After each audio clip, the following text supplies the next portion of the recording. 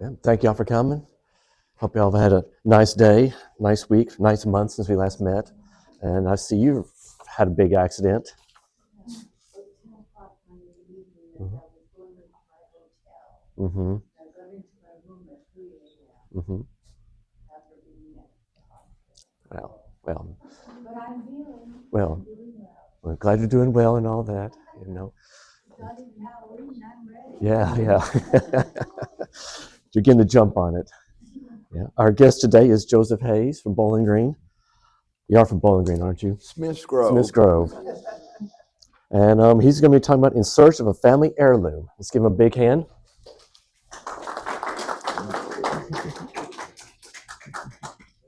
Well, I'm nervous, so just forgive me. I don't talk to audiences very often.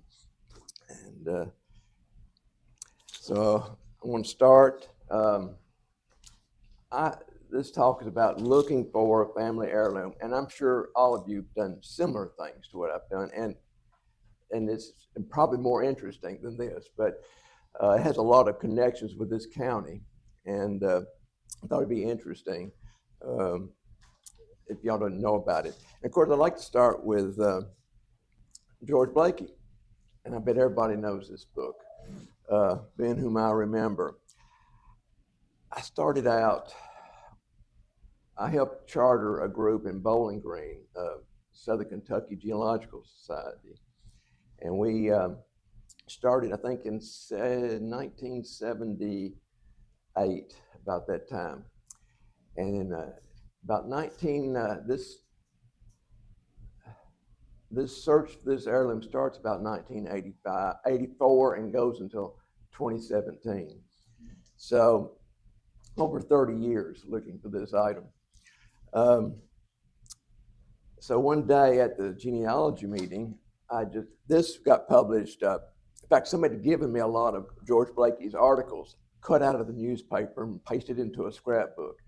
And then this came out in 1982, and I bought a copy. And in 1984, I took it to the Genealogical Society meeting. We had a discussion. I remember Eugenia Blakey Hayes was there. And we got discussing this, and turned out she was not related to this Blakey or to my Hayeses. But yeah, let's see. You can change it. Yeah. Of course, that's the gentleman that wrote the book. He must have been quite a character with that fancy embroidered vest. So I said again, I showed her in this book where this was written about two men who'd come to Russellville by 1820. About the year 1820. Wiley Jones Barner moved to Davidson County, Tennessee. And at the same time, Benjamin Sterling embarked on the steamboat business on the Cumberland, Ohio, and Mississippi rivers. Sterling as captain and Benjamin as clerk were the first to plow the waves of Cumberland and land a steamboat at Nashville. This occurred, I think, about the year 1820. These brothers, who be it, remember, took their start in Russellville. One had one or more steamboats built, and after steamboating on the Cumberland had become an everyday occurrence, many trial trips had been made to test the speed of the several boats. A fine silver cup was awarded and presented to Captain Barner for the quickest run from New Orleans to Nashville. Well, I said, this is my uncle, Captain Barner. He was a steamboat captain. And she said, well, what about the silver cup? And I said, I have no idea. And it takes a lot to get me going. And she prodded me, and I said, okay, next month I will tell you what happened to that silver cup. I will either have found it or we'll figure out what happened to it. And so I did. I started out, I said, I've got to find this. But to back up and give a little previous history, their father, this Wiley Jones Barner and Benjamin Barner and Sterling Barner were children of Francis Barner. And he came from Goochland County, Virginia, got to Gallatin, Kentucky, which is Gallatin County, Kentucky, about 1799. By 1803, they moved to Warren County, which is in the area now is known as Edmonson County. Francis built a mill there, and the stones to the mill dam are still there on Alexander Creek, and they are massive. I still don't know how they could cut them or placed them there. So they left, but by I think about 1817, Wiley and Sterling and Benjamin were in Russellville. They just kept moving west like so many people. And so when they, and I think Benjamin Sterling worked for Benjamin Temple, and they were, I think, running down to Nashville to get wares for Temple's business here in Russellville. So Wiley Jones Barner was her half brother, and he was much older, and he had been married twice, and both of his wives were buried in a Barner graveyard on Orndorff Mill Road. And these were two real like one's 1808 and the other 1819, and they have period stones there. I don't know if anybody's seen them, but they're just, if I remember correctly, they're just big field stones laid on the ground. Are they in the cemetery or just in the? We call it a cemetery, just two burials. Okay. On the edge. It's been 40 years since I've been there. Okay. But they were very large stones laid flat and some carving on them that you could barely make out. I've been there one time and I only found one headstones. Okay, so am I telling it about right? There were not even stones, I don't remember any stones sticking up. There was a headstone when I was there.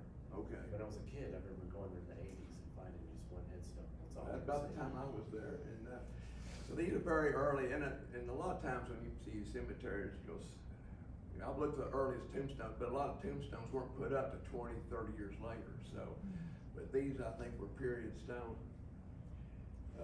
There wasn't anybody left here much to put them up after they left, and he was gone by 1820, and he was in Nashville, and his younger half-brothers, Benjamin and Sterling, followed him down there, and got involved in the steamboat business.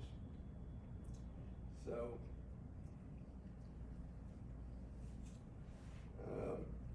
Francis did have a brother named Jacob, and he came, along with Francis, he came here to Russellville, and he got here about 1817, and he's buried out on the Kirkpatrick farm, and I'm not sure where that is. I've never been to that one.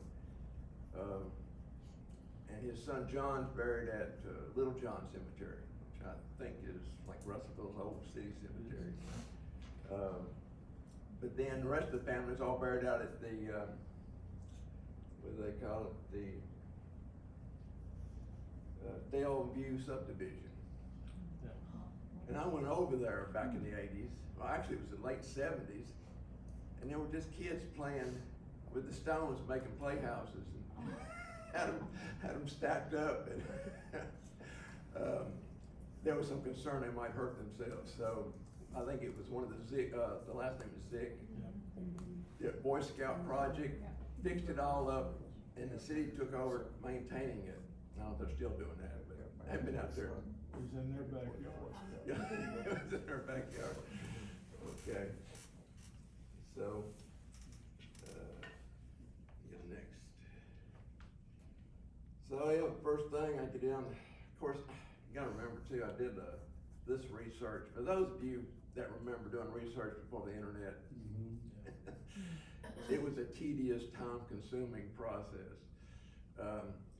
If you had to go to the library to just get an index to see a microfilm and then go to the branch library, the Latter-day Saints thing, and you could spend a month finding out something that would take about a minute to do today. It's just amazing how much it's changed.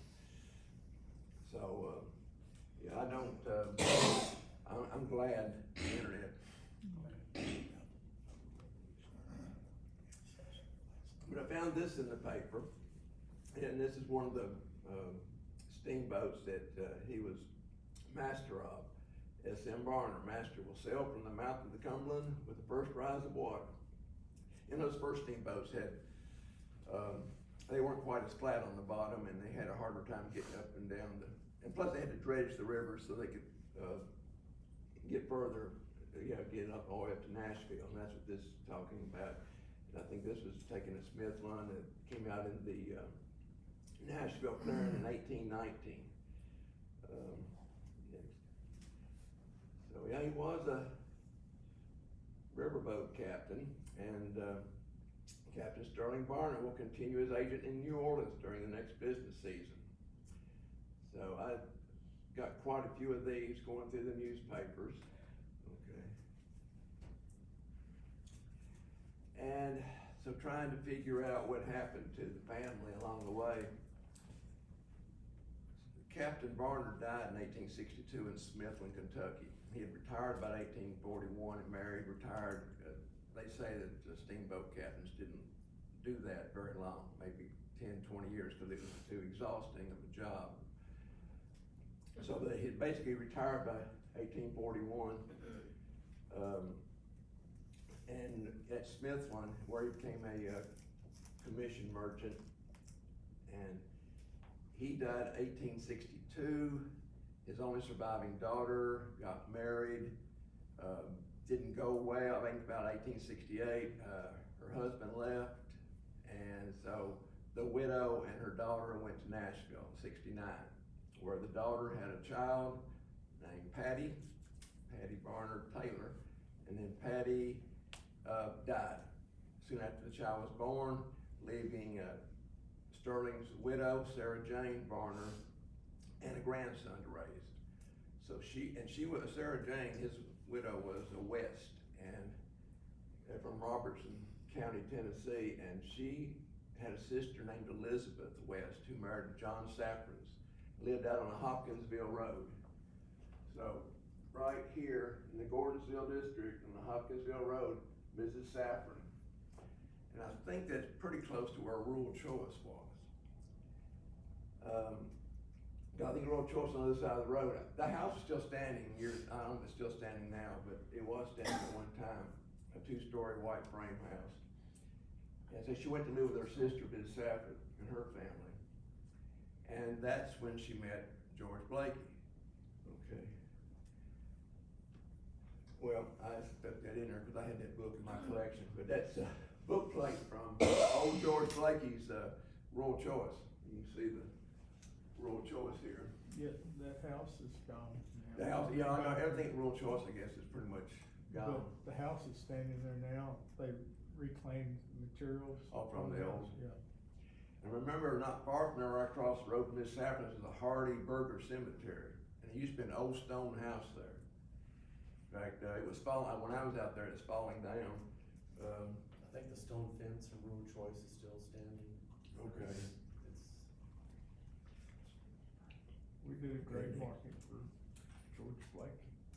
Well, I didn't even know, actually, until I started doing it, I had no idea that George Blakey had married a Barnard. In fact, it didn't even say it in his book. He never mentions that he married Sarah Jane Barnard, Sterling's widow.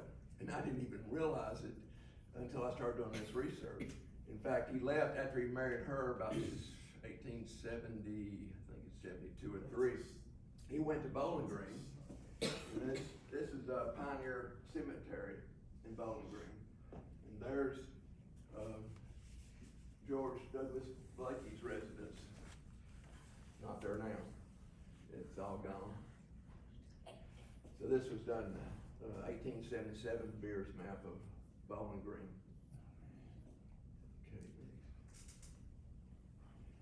But then I found this. Actually, I found this not that long ago. But there it's spelled out in an 1876 newspaper clipping from Memphis in the Public Ledger. Dr. George D. Blakey of Bowling Green, Kentucky, who married the widow of Captain S.M. Barnard, a pioneer Cumberland River boatman, has a silver cup which he was presented to this ancient mariner by H.R.W. Hill as a testimonial compliment for a fast trip made in 1829 by the Tennessean from New Orleans to Nashville, 14 days, 6 hours.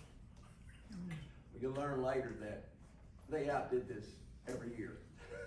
It kept getting faster and faster. So it wasn't that big of a thing. So, but where's the cup? Who has the cup? So I thought I'd start out of Smithland, where he lived from 1841 until his death. I couldn't even find out when he was born and died. Nobody had the same information. Okay. And so I went out to the cemetery, and this here is Sterling's tombstone, and you'll see his name's right there at the top, but couldn't see what the dates were, of course. It's marble, so it didn't hold up well. That's all there was to it, and that's 1985. So, well, I came prepared that day. And that's the cemetery, and the markers are right over here off that picture. My truck, and it was pouring down rain, and I had a shovel with me, and a rake, and some other things, because I didn't know what I was going to do or where I was going to be digging.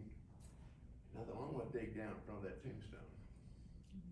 Well, that mud right there was not from digging in the Smithland Cemetery. That's from something I did the day before at home. And I didn't realize that every day the public works people come up through the cemetery to get to the water tank up here to make some readings. So I was quite nervous when all of a sudden I saw the city come out there. And I just remember throwing my shovels underneath the truck and then grabbing some paper and making like I was just writing down the information on the tombstone. Okay. So that didn't work, so I thought I'd go to the courthouse. And that's the Livingston County Courthouse.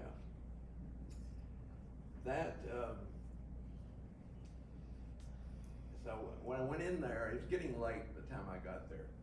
It was about 4 o'clock, and they may be closing at 4:30. It's a very laid back place, but they have all their records. Well, as much as anybody has all their records. So, the next, I think it's next. So, what I found there is very similar to the kinds of items you find here in Logan County in your equity cases. It's just an amazing amount of information. Since Patty, Sterling's daughter, died before she was of age, and she was still a minor. Well, see, she was married, but since he died before she was grown, they had to appoint a guardian, and they appointed his brother Benjamin, who lived with the widow, his brother's widow. And so Benjamin's living with her brother-in-law, and this is like for digging a grave, $3. This is not for Sterling's, her husband's grave, but for her brother-in-law's grave. She was the administrator of that. So Smithland, Kentucky, 1865, Mrs. Barner, to John, I think it's B. Haig, for digging a grave, $3. Next. And, well, it's getting better. Okay, there's Benjamin Barner, deceased. Coat of Ellis, pants, vest, shoes, gloves, everything to lay him out. Even $5 to shave him and $1 to wash it. So, yep, received in full. I think the undertaker, T.O. Leach. And then there's also Benjamin Barner, deceased, one metallic burial case. I don't know how many people know what these metallic cases are, but they're those cast iron coffins that they dig up. And I think I put one on here just so those that hadn't seen one. I don't know what she spent on her husband's funeral, but she spent a lot on her brother-in-law's funeral. So, next. And then, see, sometimes it's even better than finding the tombstone. This is the order to make the tombstone and what to put on the tombstone. So when she was having her brother-in-law's done, Benjamin Barner, she had her husband's done, Sterling Barner. And the date of death, June 21st, 62, age 69 years, 11 months, 11 days. So there's one less chance of having, making a mistake. You know there's mistakes on tombstones. But, I haven't seen too many of these, orders, making a gravestone. So she had two of them, they were very similar to each other. Marble, I think it's got all the information on there. And it says, yeah, light shade, Italian marble, 4 feet high, 18 inches wide, and 4 inches thick. Yeah, put the Masonic emblem on there. So this is just the beginning. There were reams of this stuff there. And then, well, the part I didn't tell you about, I got there at closing, and she wouldn't help me, the lady, the clerk there. And when I found the estate, she said, well, we'll close in about 15 minutes. I said, well, I got 15 minutes. And I said, do you have a ladder? She said, no. So I took the books out of the shelving, and I climbed up and got a file case off of the top shelf and opened it up. And I said, could I get some copies? She says, we don't have time. And I remember, look what I've got here. And she was so impressed by all that, I don't think she'd ever looked at the papers in there. She locked up the courthouse, and I stayed there for another hour. Going through all this.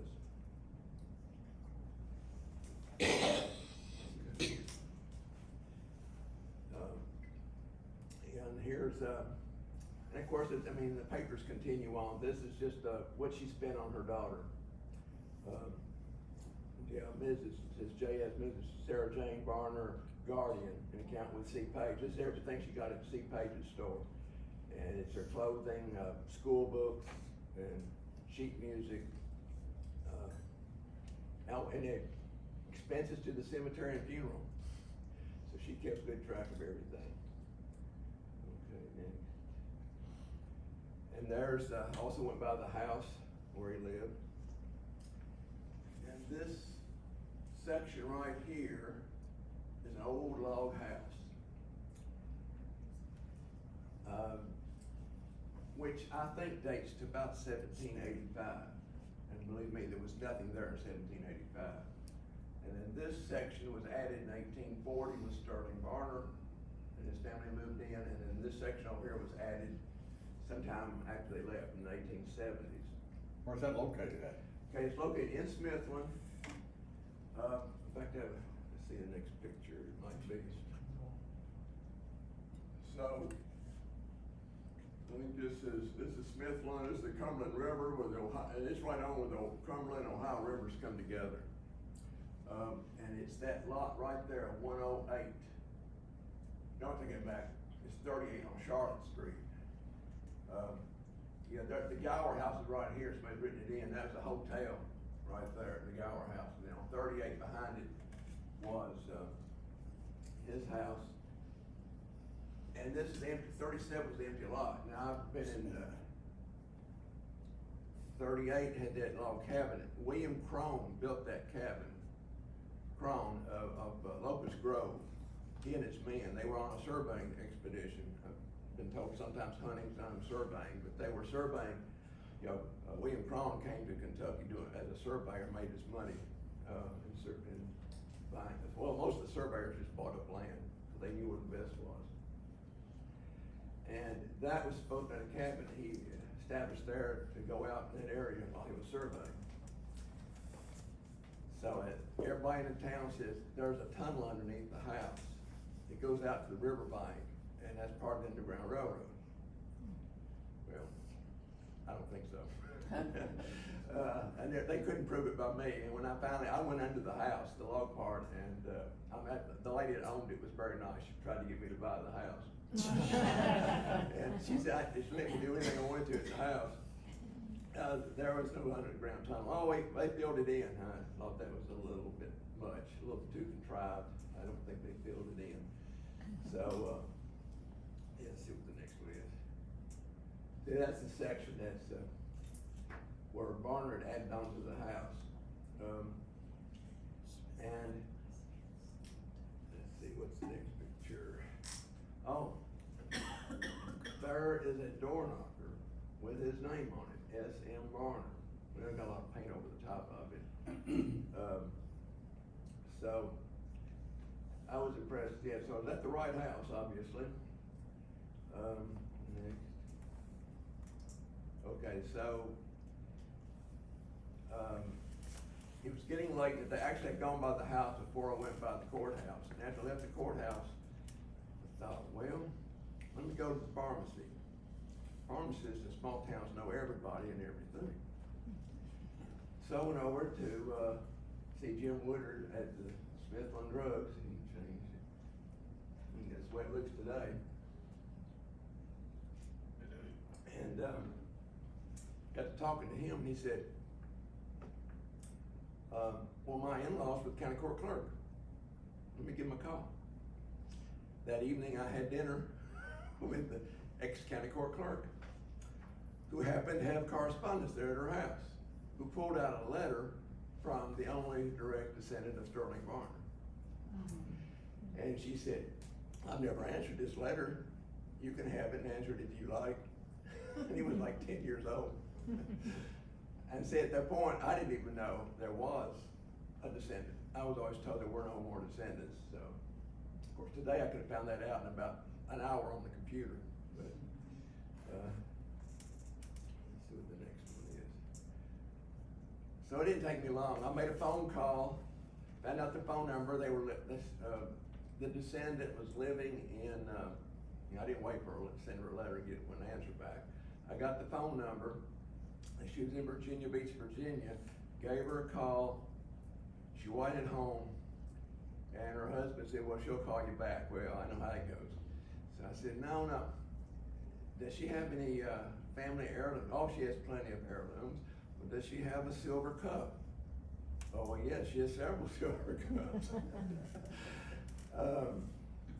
Was her ancestor a riverboat captain? Yes, he was. And so, but anyway, she did call me back. And I, probably less than 2 weeks, I was over there in Virginia Beach to see her. And this is myself and Pat Anderson, the descendant, going through our records together. Okay. So there is a silver cup. And there it is. H.R.H. Hill to L, well, it looks like L, but it's supposed to be an S. S.M. Barner, 1828. Actually, the 1828 looks like it was added by somebody other than whoever inscribed the first three lines. And George Blakey said it said 1829. 1825 is when actually he did the fastest run at that time up to from New Orleans to Nashville. So not sure about that date. It appears to have been put on after the fact. And so yeah, let's see what the next. So who is H.R.W. Hill? Well, let's see if I've got his full name. Is Henry Rufus Wiley Hill. They called him Harry Hill. Quite a politician and a merchant. He had a plantation just north of New Orleans called Live Oak, but there's a lot of live oak plantations. He had, I think, 4 plantations in northern Louisiana. One in Issaquah County, Mississippi, and one, I think, near Columbia, Tennessee. And, you know, he was a shaker mover among the wealthy people. I think he had 250 slaves at the time of his death, and one of his business partners at one time was his executor, John Armfield.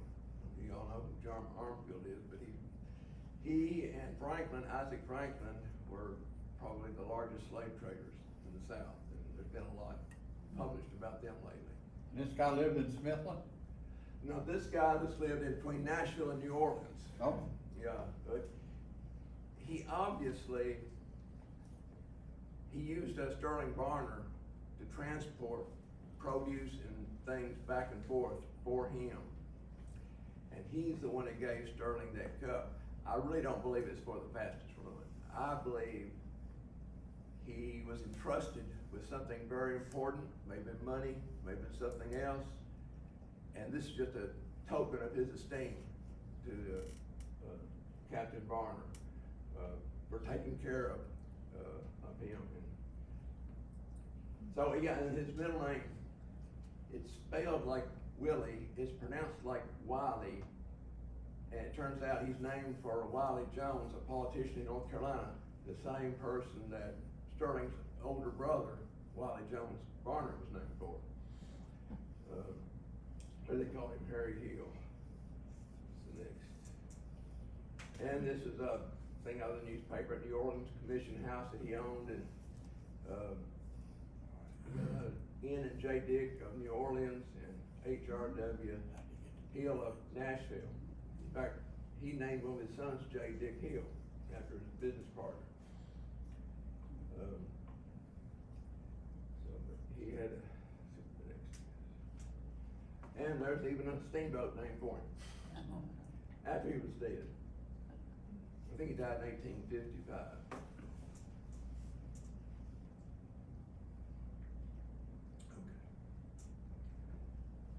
So when I got to her, Pat Anderson, her, the great-great-granddaughter of Sterling Varner, she had 3 portraits on the wall.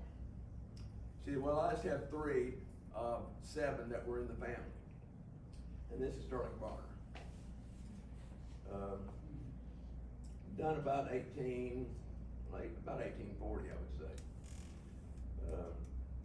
This is the next is. And his brother, Benjamin Varner, who also, I think, was a clerk there at Smithland for Livingston County for a while. He was a clerk on the steamboats with his brother. Let's see what the next is. And that's Sterling's widow, Sarah Jane West Varner, taken about late 1860s. Okay. And these are just she had so many things you couldn't believe. It's just some of the, it says S.J. Varner on these forks. Let's go through these. Her daughter's pocket watch, Patty's, and next, Patty's hair jewelry. You know, familiar with the hair jewelry made from human hair. We got 2 acorn-style earrings, brooch, a locket. A bracelet with a picture inside there, and then a watch fob, a watch chain that they made out of hair. Okay. Calling card case. Okay. One, that's Sterling's hair. The descendant didn't even know she had it. So I'm going through her papers at the house, and I open up this note, and it's the original telegram from the 2 daughters that were in school at Ward's College in Nashville, saying, we were on the telegraph, and it said, we were on the so-and-so steamboat. We will be at Smithland day after tomorrow. And that was a day before he died. And in that piece of paper was a lock of hair. So she gave me some of the hair. Okay. That was all back in 1984 and 85. 1982, she came to see me. She came up to see me, Pat Anderson. And that's just a cemetery out at my house. Some of my folks in it, but she was out at my house. That's near Smith's Grove. Let's see what the next is. Okay, well, before we get to that picture, so I took her to the Tennessee State Museum, the Kentucky Historical Society, the Kentucky Museum at Western in Bowling Green, and the Filson Club, trying to find a home for all these portraits, this cup, and she had a ton of stuff. In fact, the one thing she had, I never got to see. She had a trunk, and she said it was Sarah Jane's father's trunk. he died in 1822, and said it was shipped back from Baton Rouge. He died on a trading trip down there, yellow fever, and shipped back. And you know, you hear stories and you wonder how true they are. And he said it was full of stuff, and I never got to see it. And so I was down at what's our friend down there at Springfield? Mark Lowe. Y'all know Mark, but we were over in Springfield, Robertson County, going through the records one day, and I had a girl there going through looking for West. I was working on that West family. And she said, "Oh, well, here's one about a trunk being shipped back from Baton Rouge, 1822. I guess that was a true story. So I wish I could have seen what was in that trunk. And so about, that was in 92. As far as I know, she didn't do anything. I started sending her Christmas cards. I like to do that because I find out when people die that way. And, but she didn't, she died in 1999. But her husband didn't write me until 2003 to tell me to quit sending Christmas cards. So, and I should have done something then, but I didn't. Doing something else or too busy. So I went on in 2009, I got word from some people in Smithland. I'd made quite a few friends up there, said the house is burned. So I went over in 2009 to look at the house, and sadly enough, it had burned. And so I thought, well, maybe, I went through it then and couldn't see anything. Well, I did see something. I thought, what else can we do in this place? So my nephew, and maybe Dina, I think, was with me at one point here, but 2011, I took my nephew up here, because he lived in Mississippi, to see this place. For the next picture. And yeah, that's in December, I think. And yeah, that's like the 1870s edition. The middle part was what he had added, and then the back long part was completely gone. So and it had tape all around the back, so you couldn't get to it. Well, we scaled the fence. Look at the next one. Yeah, that's the front doorway. Where that door was, the knocker. That's me rescuing the door knocker. And it's a good thing I did, because they just bulldozed the house. And we tried to get them to make a park there, and just pull off everything that was dangerous, and just clean it up and put flowers, get the garden club to talk to several people about doing that, but they weren't interested, so they just bulldozed the whole place. And so it's a good thing I got that, and I thought I'd bring it with me. Of course, I haven't. You don't want to see it, you can pass it around.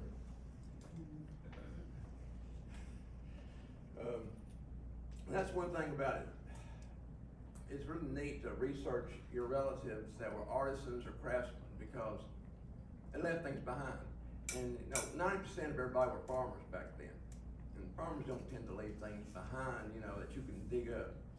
But it's nice when you get artisans in your family. And in fact, Sterling's nephew, Harrison Barner, my great-great-grandfather, built the house I live in now in Smith's Grove. And he also built a lot of the brick homes in Warren County. In fact, his last job before my house was the courthouse. He did the brickwork on the courthouse in Warren County. So this is the nephew of the riverboat captain. Okay. There's a picture of it.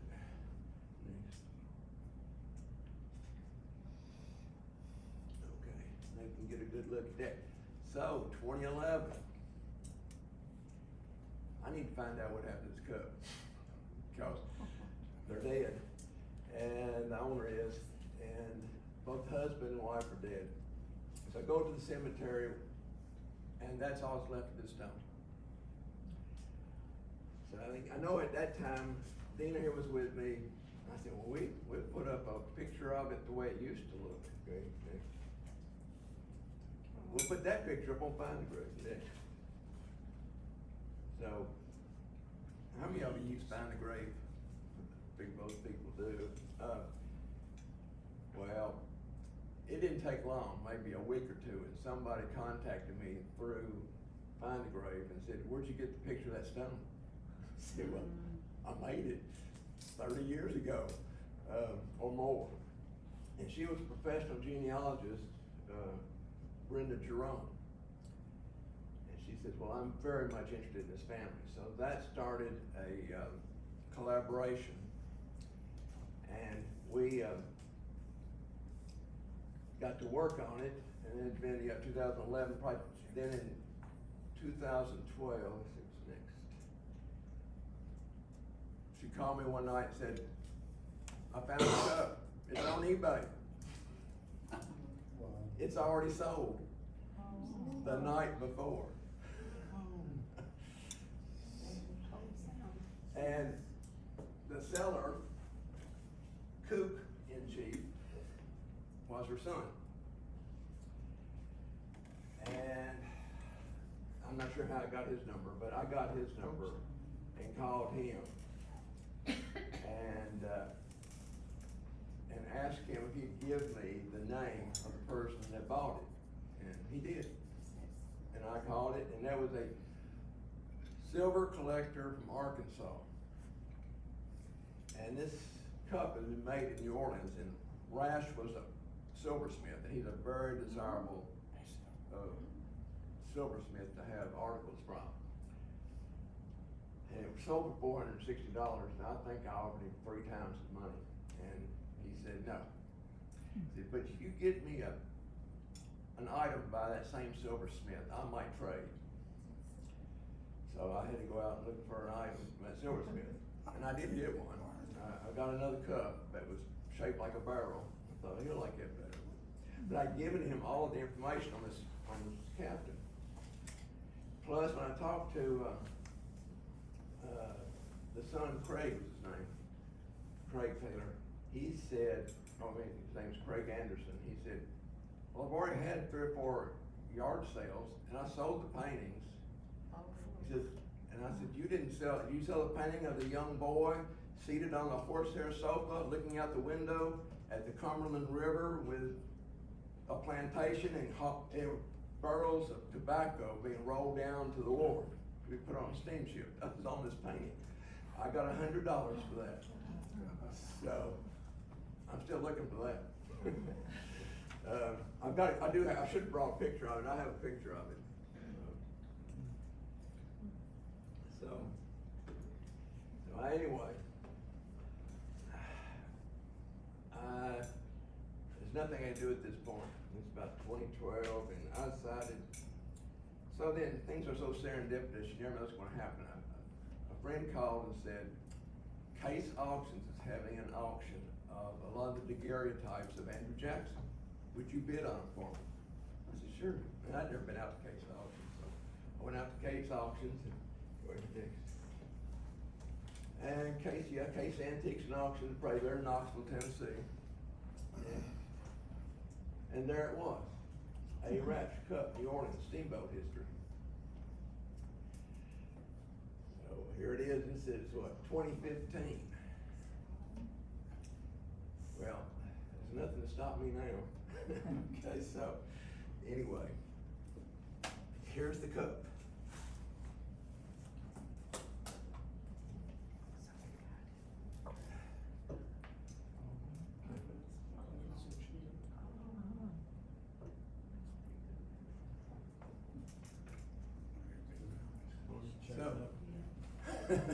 So it took a while. So the man that bought it off of eBay did not want the other one that you purchased to trade with?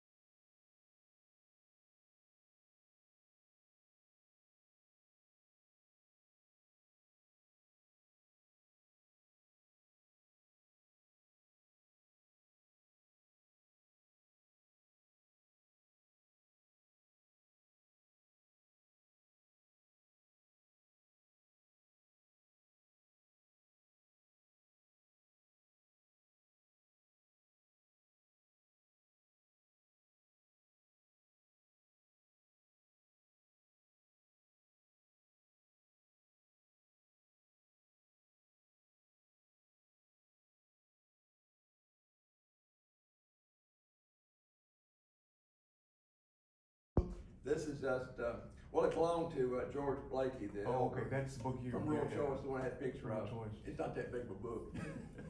This is not the Revolutionary War. Yeah, song. that's the Revolutionary Wars. I portrayed. That one that died in 1830 something. Yeah, I portrayed George Blakey in the SAR, we did the grave marking for him, and he crossed the Delaware with George Washington. See, somebody scratched his name off. Well, if you look at the edge of that book on the front, it went to his son Churchill Hayden Blakey, it looks like. It's got C.H. Oh, Blakey. So what contents of the book, I mean, what's it? It's some religious thing probably. Okay. I don't even remember. It's written in Latin. Yeah, I think that's the social security number probably. Pat Anderson. There was a time when everybody was told to put their social security number, engrave it on their furniture and stuff. Well, that's a relic of that period. And this home was one of the first brick homes ever built. And I didn't realize that, so Rural Choice is brick. I didn't realize that. Okay. Yep. Yeah, it probably was early.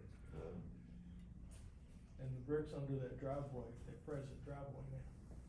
And that was, Jesse James, Yeah, James property. Banks would they. And that was a library at one time.